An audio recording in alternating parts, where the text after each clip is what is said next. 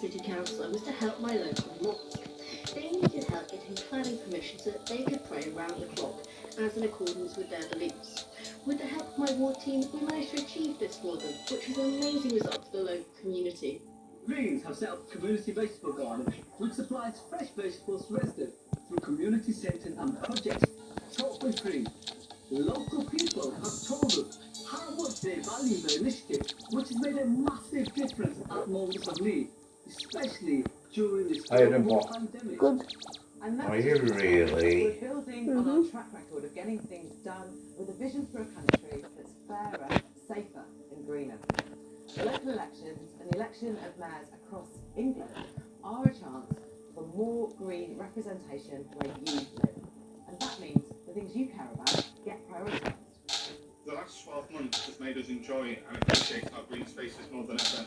Green would invest in our parks and our countryside so that future generations can enjoy them safely. We'll be championing public transport, especially buses. We want to make sure local people can get around easily, even if they don't have use of a car. We also need to improve air quality and reduce emissions. I'm going to be working hard to gather diverse communities together, communities that are often less seen and less heard and therefore easily ignored. In this way, we'll be deepening democracy and ensuring that those voices are made top priority at council level. A new spring does give a feeling of hope, and that hope, that desire for a new start, we can all take that to the ballot box. You can vote for a party that puts local communities at the centre of decision making, that makes sure investment is in the services you value, a party that makes people and planet the top priorities always. With more Greens representing you, a bright green future is one step closer. Vote Green where you live on the 6th of May.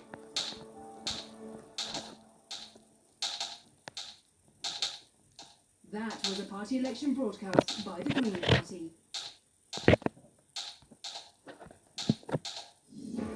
Two steps forward and one step back. England's vaccine programme. The first doses of Moderna were given out today as the over 45s take their turn. But tonight, fresh concerns about the safety of a new jab due here soon from Johnson & Johnson. The localised surge testing is underway after an outbreak of the South Africa variant. What could it mean for the vaccine and indeed lockdown? Also tonight. My son said to me the other day, this just looks so green, and I felt really bad inside. Investigation into tourism housing uncovered by ITV News, both council and private rentals under the spotlight. The defence begins to outline their case at the trial of the police officer accused of killing George Floyd.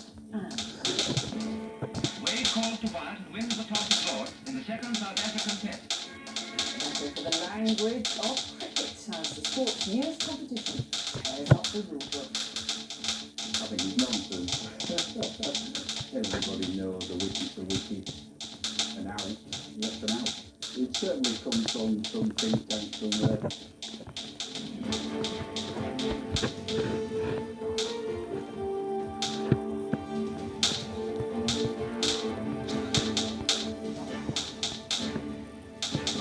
This is the OTV Evening News with Mary Nightingale. Good evening. England's vaccination programme took two significant steps forward today, but with a warning, it may not be a straight route ahead. The over 45s can now get vaccinated, and such was the demand, the booking website briefly crashed. And the NHS now has a third vaccine at its disposal, with people in England receiving Moderna for the first time. There's less good news though from the pharmaceutical giant Johnson & Johnson, which is delaying the rollout of its jab in Europe while rare blood clots are investigated. The Department of Health insisted that shouldn't derail the UK programme, with the Prime Minister saying he has no plans to slow the lifting of lockdown. Here's Insight Editor Tom Cobble. And then there were three. Today, the Moderna vaccine joined Pfizer and AstraZeneca jab in England's rollout. Thank you. I didn't feel anything. Really pleased because it gives obviously people in my situation an alternative if you're under 30, which is really reassuring given the new findings. So yeah, I would encourage everyone to have it. The timing is good. The Moderna jab works in the same way as the Pfizer vaccine, meaning there are now AstraZeneca jab no longer recommended for the under 30s due to rare risk of blood clots. Now that we have 3 jabs, that means a further big milestone in the programme and means that we are on track to be able to offer vaccine to all adults by the summer. The rollout was expanded today with the over 45 invited to come forward. But as one jab joined the stockpile, another was taken away. US drug giant Johnson & Johnson announced it would delay the supply of its COVID vaccine across Europe as regulators investigate potential links to blood clots similar to those seen with the AstraZeneca jab. Over 50 million Pfizer and AstraZeneca vaccines have been administered so far in the UK, and we've ordered 17 million of the Moderna vaccine being rolled out now. The UK has also ordered 30 million doses of the J&J vaccine. Though these were due in the second half of 2021 after the target date to have all adults vaccinated. Thanks to the UK Vaccine Task Force, they've ordered a whole portfolio of vaccines, including many millions of doses of Novavax, Valneva, CureVac, Moderna, we've got more Pfizer to come. So I don't see this as interrupting our vaccine programme should we decide, the regulator decide not to approve this vaccine. So for now at least, we can remain confident about the great reopening, but not overconfident. People need to understand that the success of the vaccine rollout is great, but it's not just the vaccine rollout that's causing the reduction in deaths and infections. Overwhelmingly, that's being delivered by the lockdown. Now, we need to continue to be cautious and be sensitive as we roll forward with the vaccination program. Scenes like these in central London last night clearly worrying the government. We've been here before. We could still see a surge in cases among the tens of millions yet to be jabbed. And Tom joins me now. It's never straightforward, is it? Because as well as that, there are concerns about this localised outbreak of the South Africa variant in parts of London. So, and surge testing associated with it. So how worrying is that? It's not great timing, actually, as we start to open up. We've obviously been on our lookout for these new variants. They pop up from time to time, most of them being picked up by testing at ports of entry and things like that. We've got a big cluster, about 75 confirmed and suspected cases in South London. Surge testing trying to get those under control. Of course, the reason we're worried about South Africa variants and others like it is there is good evidence that the vaccines don't work as well for people infected with those who are in that. If you're vaccinated, you might not be as well protected. Reasonable to expect that they do protect against serious illness and hospitalisation. A bit disappointing about the J&J vaccine, also called the Janssen vaccine by some people. The Johnson & Johnson one, it does show in clinical trials really good protection against at least serious illness from that South Africa variant. It's a shame that one's dropped off. We're also more broadly concerned, given we've seen this rare blood clot thing with the AstraZeneca vaccine. Now, some hints, too early to confirm this at any stage yet, but some hints it might be similar with that vaccine. Could we be looking at a wider problem? So real urgency now to understand what might be going on with those vaccines, just in case we need to change how we approach them. Well, Scotland's First Minister Nicola Sturgeon announced an acceleration of lockdown easing today from Friday. People will be allowed to leave their local areas, and groups of 6 adults from different households will be able to meet outside, and that's 10 days earlier than planned. And there are further changes from the 26th of April. 4 people from 2 households can move to cafes, pubs, or restaurants. Gyms, non-essential shops and attractions like museums will also reopen, and travel to other parts of Britain will also be allowed. And Scotland correspondent Peter Smith is in Glasgow for us this evening. So, Peter, some measures are being eased a little bit earlier than expected. Indeed, 10 days earlier than expected, Scotland's great outdoors is back open for business. But if you want to go and climb on the Rowan Glencoe or catch some waves on the beaches of Belhaven, keep in mind that the tourist accommodation is not yet opened, and that won't be opened until the 26th of April, same with pubs and restaurants and whatnot. So if you are making a trip, then you'll have to be back in your house again on the same day. But the focus for this isn't just for getting people to enjoy for recreational purposes what Scotland has to offer. It's to reunite families who live in different country areas. They wouldn't have been allowed to see each other since Christmas Day, and also today Nicola Sturgeon increasing the numbers who are allowed to meet. On Friday it will be 6 people from 6 different households. She says she's able to do this because the COVID numbers have dropped 40% in just the last 2 weeks here. It's not just about the physical health, she's considering mental health. So we've considered whether we can bring forward any changes that will particularly boost mental health and well-being. So we focus really on trying as far as possible to give families more opportunity to get together earlier than was planned. So the idea here is to ease the pressure. The day of the 26th of April, when everything was supposed to reopen in Scotland, Nicola Sturgeon didn't want everyone having those family reunions the same day the pubs reopened. So for now we can't meet, but we will in Scotland be watching you in England with some envy as you return to the pub. Peter Smith in Glasgow, thank you. COVID now, because if you've watched ITV News recently, you may well have seen our reports exposing the appalling conditions that some people are living in homes blighted by extreme mould and damp. Well, now the Housing Ombudsman is to investigate the issue, encouraging people to come forward with their stories.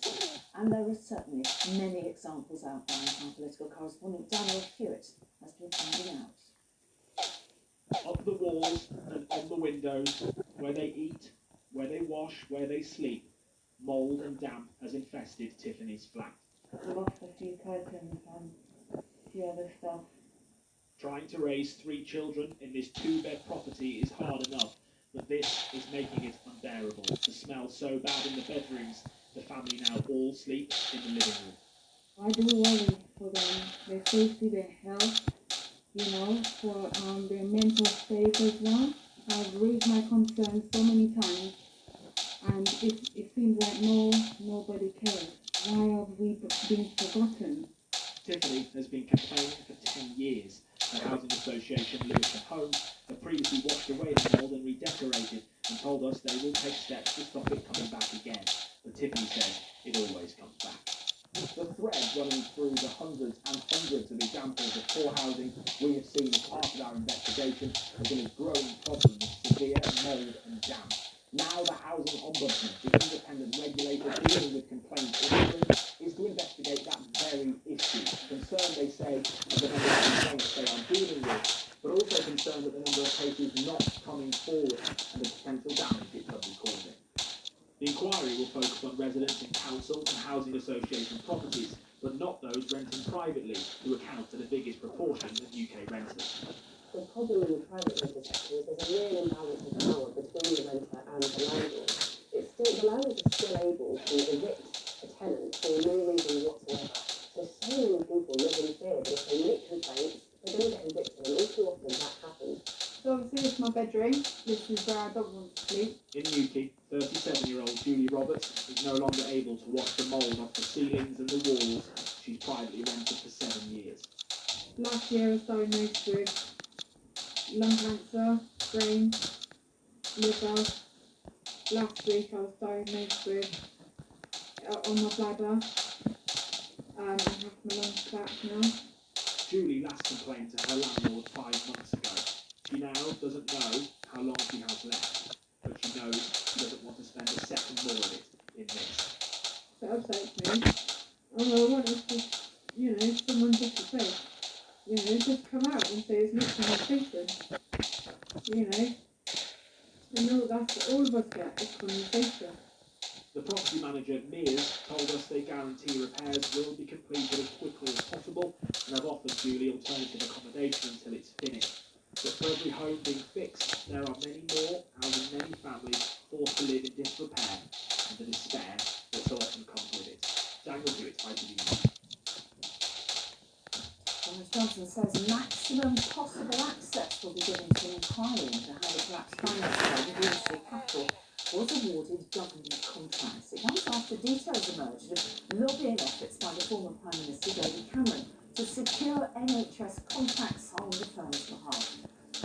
And the government has scrapped its LGBT plus advisory panel, which it says will be replaced in due course by a new body. Last month, ITV News revealed how 3 members had already resigned from the group, which was set up by Theresa May in protest of government policy. Witnesses to the aftermath of the Fishmongers Hall terror attack have been describing the horrifying scenes which unfolded that day. Convicted terrorist Usman Khan killed 2 people at a prisoner rehabilitation event near London Bridge in November 2019. Today, an inquest heard from some of those who were there, as Martha Fairley reports. The inquest must have heard about events leading up to the deaths of Jack Merritt and Saskia Jones. On the 29th of November 2019, they were at an anniversary event organised by the Learning Together Prisoner Rehabilitation Programme. Also there was Usman Khan, the 28-year-old convicted terrorist, seen here in video filmed at the event, was attending as an alumni of the school. During a WhatsApp discussion in the banqueting room of Fishmongers Hall, he'd been invited to sit at a table by barrister Catherine Jacobs, who told the inquest jury, "I remember him saying something to the effect that he had been involved with a group of people who had been leading him down the wrong path. He had now seen that way was wrong, and he was now essentially turning the other way, or going a different way." Shortly after this video was taken and following a refreshment break, screaming was heard outside the room. Filmmaker Amy Cook told the jury, "There was more screaming and shouting, and it very quickly became apparent that something very bad had happened. As soon as I stepped out onto the landing, it was clear that something was going on."